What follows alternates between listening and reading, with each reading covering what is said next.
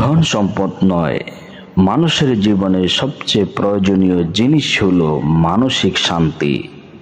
মানুষের জীবনে ধন সম্পদ, ঐশ্বর্য, খ্যাতি কিংবা সামাজিক মর্যাদা অনেক গুরুত্বপূর্ণ হলেও এগুলো কখনোই জীবনের সর্বাধিক প্রয়োজনীয় বিষয় নয়। কারণ প্রকৃতি সুখের মূল চাবিকাঠি লুকিয়ে আছে মানসিক শান্তিতে।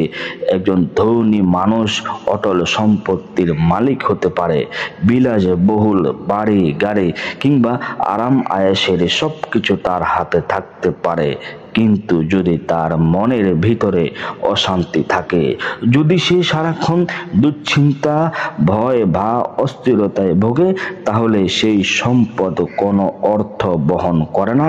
অপরদিকে সীমিত আয়ের একজন সাধারণ মানুষও যদি মানসিকভাবে শান্তিতে থাকে, পরিবার, ভালোবাসা আর সামাজিক সম্পর্কে সম্মান পায়, তবে তার জীবন হয় প্রকৃতি অর্থে সুখী।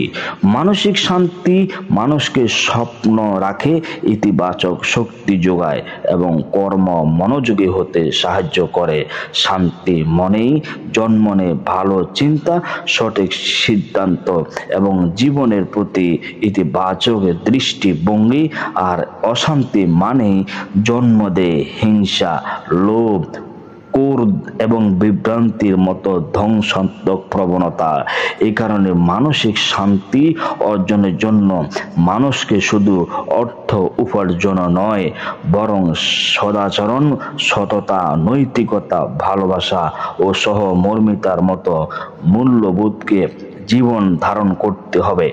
নিজেকে সৎ রাখা, অন্যকে সম্মান করা এবং প্রয়োজনের সময় অন্যের পাশে দাঁড়ানো, এসবই শান্তির পথ নিয়ে যায়।